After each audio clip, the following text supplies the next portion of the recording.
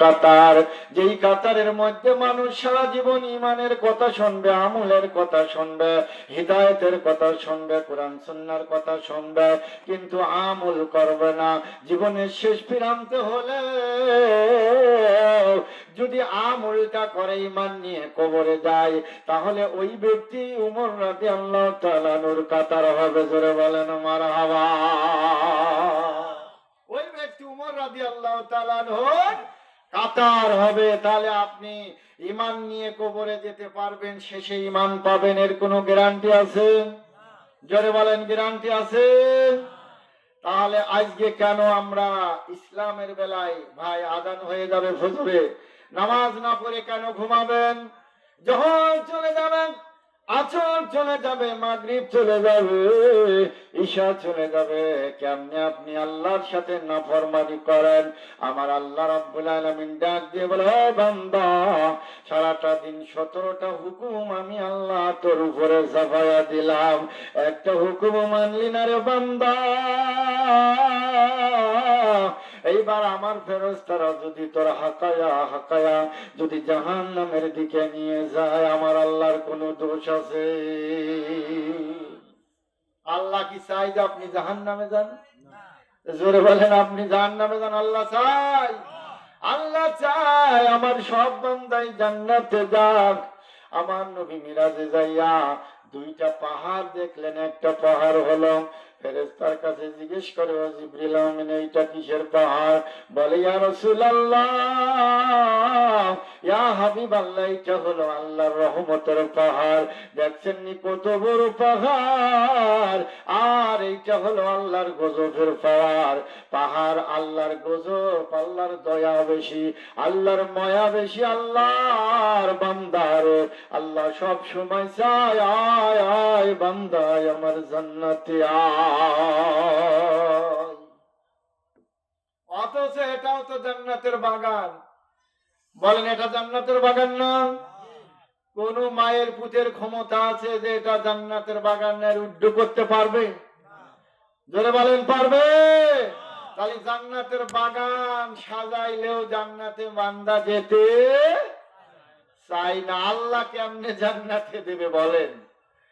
আল্লাহ আমরা যত জান্নাতের ওয়াজ শুনাই না কেন রে ভাই, আমার নবী শুনায়া গেছে রে, সাহাবায়ে কেরাম শুনায়া গেছে, তবে শুনায়া গেছে, আইমায়ে মুস্তাহিদিন শুনায়া গেছে, মাযহাবের ইমামরা শুনায়া গেছে, তরিকতের ইমামরা শুনায়া গেছে, পিরানে পীরেরা শুনায়া গেছে, আল্লাহর ওলিরা শুনায়া গেছে, দ্বীনের বীর মুজাহিদিরা শুনায়া গেছে, নায়েবে রাসূলেরা ওয়াল উলামা ওয়ারাসাতুল আমবিয়া।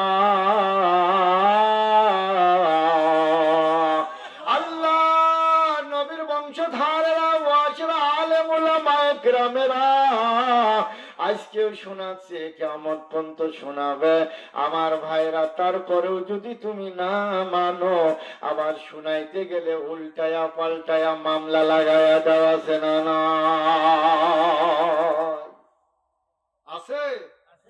শুনাইতে গেলে একটা বললে খাইতে আর একটা করে উল্টা পাল্টা করে মামলা লাগায়া দেয়। বলেন নাউজুবিল্লাহ। ভাইরা আমার, বন্ধুরা আমার, এই জন্য আল্লাহ রাব্বুল আলামিনের ধরা, আল্লাহ রাব্বুল আলামিনের মাকাম, আল্লাহ রাব্বুল আলামিনের থেকে কেউ বাঁচতে পারবে না। রাব্বুল আলামিন বললেন, মাকারু ওয়া মাকারাল্লাহু ওয়াল্লাহু খায়রুল মাকিরিন।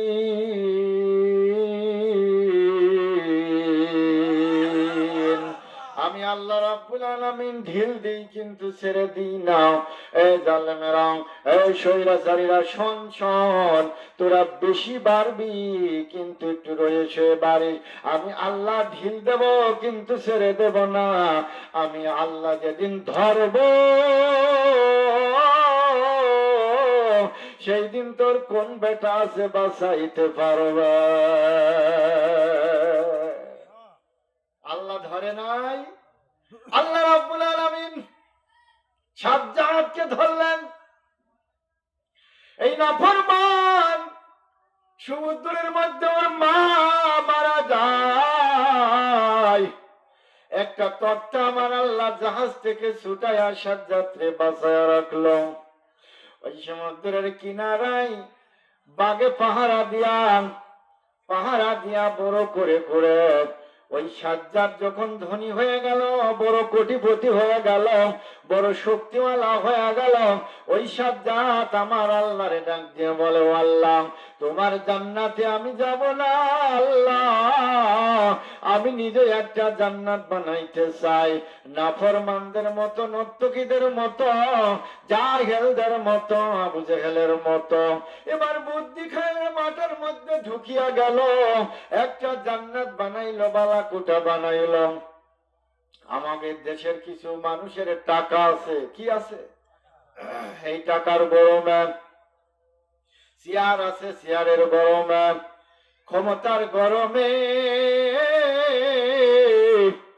বাড়ি বিলাসবহুল বাড়ি ঘর দুয়ার, গাড়ির বিলাসবহুল গাড়ির গৌরবে তারা হাজার হাজার নারী তাদের কাছে যায় ধন্যা দেয়। এর মনেই করে আমরা জান্নাত পেয়ে গেছি। এই মানুষগুলো বেশি বেশি নাফরমানি করে, জোরে বলেন ঠিক না বেঠি? এই মানুষগুলো বেশি বেশি নাফরমানি করেন। সাজ্জাদ বলে, আল্লাহ, তোমার জান্নাতে যাইব না, আমি একখান জান্নাত বানাইলাম সাজসজ্জ করিয়া, ফুলে ফলে ভরাইলো, নদ নদী দিয়ে ভরাইলো, দালান কোটা দিয়া প্রসাদ বানাইয়া ভরাইলো, কচি কচি যুবতী মেয়েদের লইয়া, কুমারী মেয়েদের লইয়া ঝাঁকে ঝাঁকে সাজাইলো। এবার জান্নাতের মধ্যে যাবে, নাই কি সব আছে জান্নাতে। এবার জান্নাতে ঢুকবে, আমার আল্লাহ ডাকলে, ইসরাইল রে, যা যা তাড়াতাড়ি যা, বৃদ্ধ বয়সে যা, বৃদ্ধ রূপ নিয়ে যা, ওই বৃদ্ধ বয়সে যা, ওই জান্নাতের, ওই জান্নাত বানাইছে ওর গেটে দাঁড়াইয়া থাক। এবার সাজ্জাদ আর্মিরে ডাক দিয়ে বলে, পুলিশ বিডিআর সব বাহিনীকে লইয়া ঘোড়ার উপরে সরিয়া সওয়ার করে জান্নাতে যাবে। এমন সময় বলে, দাঁড়া বেটা। সাজ্জাদের রাগ হয়ে গেছে, কে রে? বৃদ্ধ বুড়া মানুষের লোক নিয়ে জান্নাত, আমার জান্নাত এত কষ্ট করে দীর্ঘদিন বানাইলাম, ওই জান্নাতে আমি যাব, সরে যা, তাড়াতাড়ি সরে যা। বলে, না না, তোরে যাইতে দেব না। এবার সাজ্জাদ বলে, কইরে আমার আর্মি, কইরে আমার পুলিশ, বিডিআর, র্যাব কই? ওরে ফায়ার দে, আমার পথটা বড় ক্লিয়ার কর, আছে না না? আমাদের দেশে একটু কম পড়ে গেলে, বিপদ দেখলে দেখো ওর কারণে ঝামেলা আস্তে করে সরায় দেয়। এটা কোনো মানুষের আওতায় পড়ে? জোরে বলেন, মানুষের আওতায় পড়ে? মানুষে মানুষকে হত্যা করে, এর থেকে নিকৃষ্ট কাজ পৃথিবীতে আর নাই। জোরে বলেন ঠিক না বেঠে? আমার আল্লাহ রাব্বুল আলামিন এবার সাজ্জাদ যখন সরে না, গুলি করতে বলে, গুলি আর ফোটে না, মেশিন আর ফোটে না, ফায়ার হয় না। বলে, কে কে? এ তো কোনো সাধারণ বৃদ্ধ নয়, এ কে? তোমার পরিচয় কি? বলে, আমি মালাকুল মউত আজরাইল।